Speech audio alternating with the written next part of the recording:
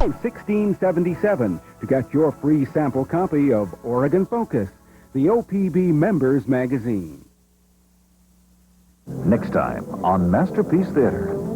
She changes doctors as frequently as other women change hats. Why would she do that? Well, I suppose it is a form of diversion for her. As long as the doctor shows sufficient interest, of course. Hello again. Lessons in healing the human heart. Understand, don't you? I'm not sure that I do. Dr. Finley on Masterpiece Theater. It's where you belong, Sunday night at 9.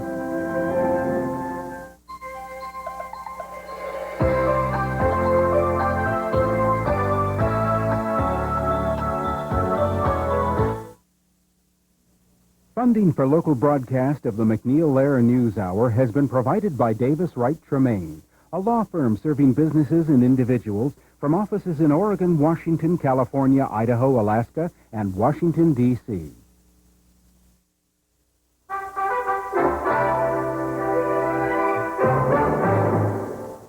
Good evening. I'm Roger Mudd in Washington. And I'm Robert MacNeil in New York. After the news summary this Thursday, we cover and analyze the crucial vote in the House of Representatives on President Clinton's budget.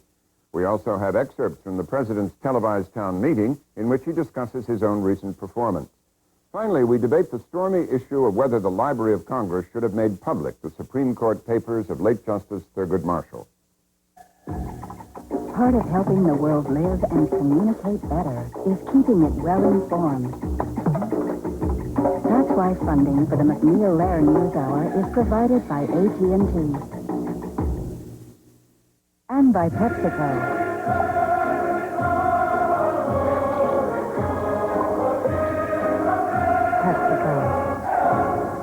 And by the Corporation for Public Broadcasting and viewers like you.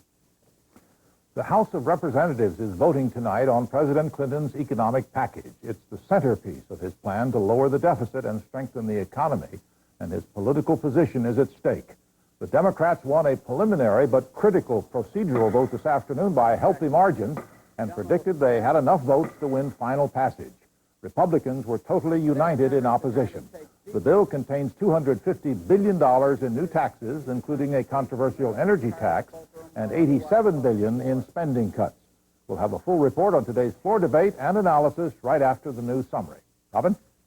President Clinton today defended his performance in office, but said he'd done a lousy job of communicating his priorities to the public.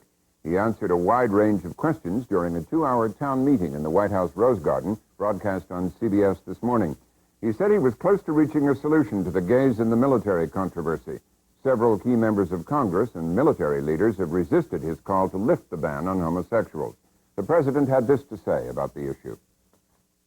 We almost have a compromise here. Most Americans believe if you don't ask and you don't say and you're not forced to confront it, people should be able to serve. Most Americans believe that the gay lifestyle should not be promoted by the military or anybody else in this country. The issue is a narrow one. Should you be able to acknowledge, if asked, that you are homosexual, and if you don't do anything wrong, should you be booted from the military? We are trying to work this out so that our country does not, I understand what you're saying, so that our country does not appear to be endorsing a gay lifestyle, but we accept people as people and give them a chance to serve if they play by the rules. I think that is the tough issue for us, and I think we're very close to resolving it here. On another matter, the president said he planned to extend most favored nation trade status to China for another year, during which the Chinese government would have to make progress towards ending human rights violations. He said he was continuing trade relations because China presents a great opportunity for American business, and he wants to support economic change there. We'll have excerpts from the town meeting later in the program. The U.S. will impose trade sanctions on the 12-nation European community starting tomorrow. The sanctions prohibit European companies from bidding on certain government contracts for telecommunications equipment. The Clinton administration has charged that the Europeans discriminate against U.S. telecommunications firms. EC officials called the action unjustified and threatened to retaliate. Agriculture Secretary Mike Espy today announced new safety measures for the nation's meat and poultry slaughterhouses. Under the plan, there will be more inspections and tougher inspection standards. Espy said inspectors temporarily shut down 30 beef slaughterhouses after a round of surprise inspections turned up contaminated meat. The moves were prompted by the January outbreak of food poisoning in Washington state. 4 people died, 500 became ill after eating contaminated hamburgers at the Jack in the Box restaurant chain. 5 people were killed early today in a car bombing in Florence, Italy. The blast caused millions of dollars in damage to the famous Uffizi Gallery. It came just 2 weeks after a suspected mafia car bomb injured 23 people in Rome. We have a report narrated by David Simmons of Worldwide Television News. The blast shattered the heart of Florence. For hundreds of years, it's been a focal point of European civilization and one of the art capitals of the world. The explosion was heard throughout the city. It went off shortly after 1 a.m. The bomb gutted half a dozen buildings. A family of 4 was killed in the medieval building which houses part of the city's ancient archives. The mother was the building's caretaker. Her husband, 9-year-old daughter, and 9-month-old baby girl were buried beneath rubble. Visitors were kept away from the Piazza dei Signori. The ancient square was cordoned off, and the city authorities fear that tourism will be badly affected. By morning, there'd still been no claims of responsibility, at least none that were taken seriously. Police believe the blast was the work of the mafia, but until they can gather more evidence, they can't be sure. The government recently arrested the mafia's top 2 reputed bosses in a crackdown on organized crime. Officials speculated that the bombing was in retaliation for the crackdown. Secretary of State Warren Christopher said today the U.S. will continue to shoulder the responsibility of world leadership. Christopher was apparently trying to neutralize comments by one of his undersecretaries, Peter Tarnoff, who had told reporters the U.S. would have to limit its foreign leadership because of domestic economic problems. Christopher was clear about his position in a speech at the University of Minnesota. Some say, and I'm sure you've heard this said, that our nation is on a course of decline, that we can no longer afford to lead. And certainly it is true that the United States faces many challenges unlike our nation has ever felt before in our history. But to me, that means we must be more engaged internationally, not less. More ardent in the promotion of democracy, not less. And more inspired in our leadership, not less. America must lead because the need for American leadership is undiminished. Soldiers and armored vehicles broke up demonstrations in the Guatemalan capital today. About 1,000 people were protesting the president's seizure of power on Tuesday. Jorge Serrano dissolved the Congress and the Supreme Court, saying it was necessary to rid the government of corruption. A statement today from the dissolved Congress said Serrano himself had been under investigation for corruption. The Clinton administration announced it was freezing most aid to Guatemala in response to Serrano's actions.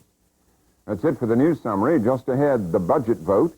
President Clinton assesses his own performance, and Justice Marshall's papers.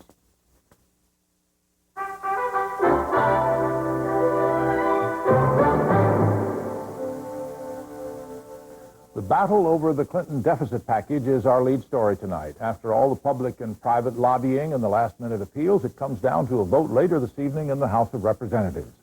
President Clinton seems to be heading toward a victory, which is deemed critical to his political future. This afternoon, the Democrats won a preliminary but essential test by a margin of 42 votes.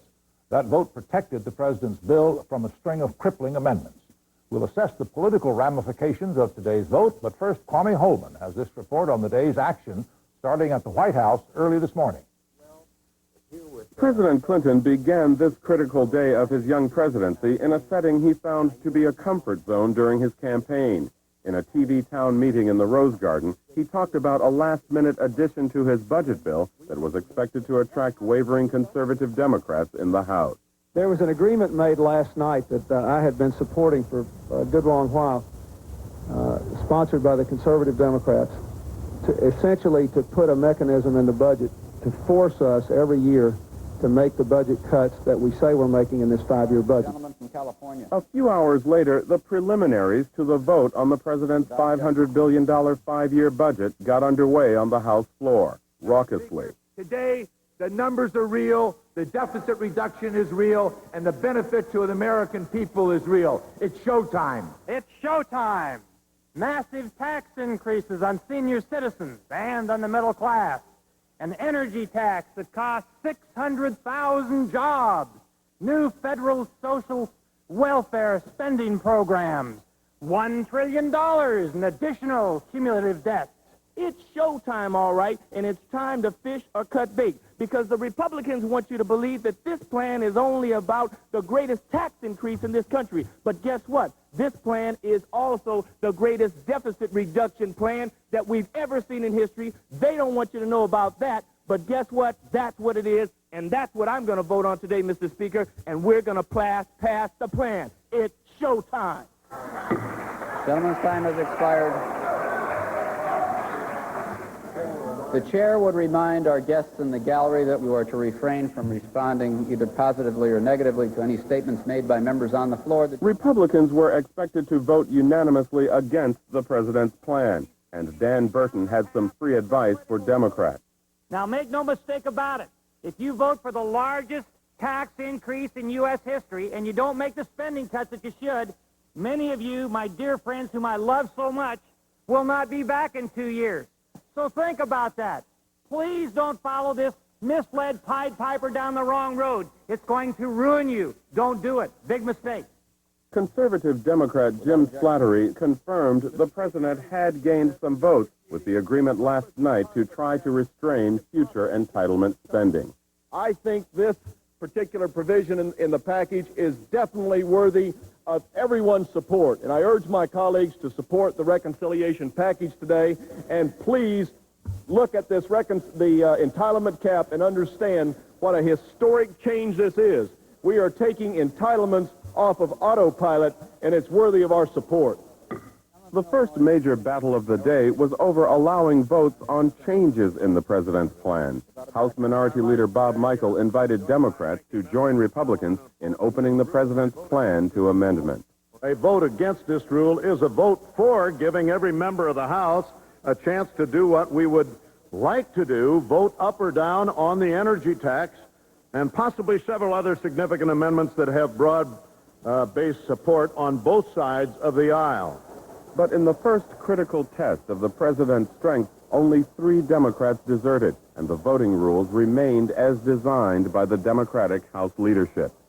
They allowed a single vote on an alternative budget plan from Republican John Kasich of Ohio. Your economic program is a job killer.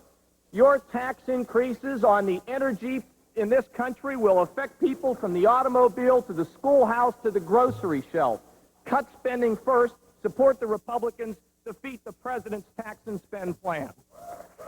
But throughout the afternoon, on and off the floor, the rhetorical